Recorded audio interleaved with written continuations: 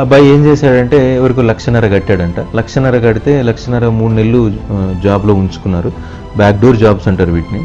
Setup ఉంటుంది, temporary setup ఉంటుంది, అందులో కూర్చోబెడతారు. 3 నెలలు 10,000 శాలరీ చేస్తారు. 3 నెలల తర్వాత జంప్ అయిపోయారు, కంపెనీ జంప్ అయిపోయింది.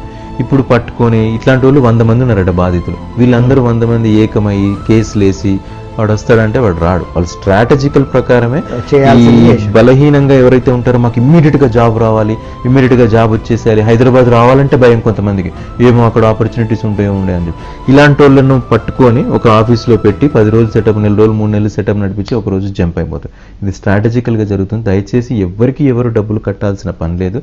మనం ఒక 6 నెలలు కష్టపడి ఏ కోర్స్ నేర్చుకున్నా హైదరాబాద్ లో బోలెడన్ని జాబులు ఉన్నాయి, అది మాత్రం పక్కా. హైదరాబాద్కు బీహార్ వాళ్ళు వస్తారు, ఉత్తరప్రదేశ్ వాళ్ళు వస్తారు, ఛత్తీస్గఢ్ వాళ్ళు వస్తారు. మన తెలంగాణ వాళ్ళు మనకు హైదరాబాద్కి వచ్చి, ఆంధ్ర వాళ్ళు వచ్చి ఇక్కడ ట్రై చేసుకోవట్లేదు. ఎందుకు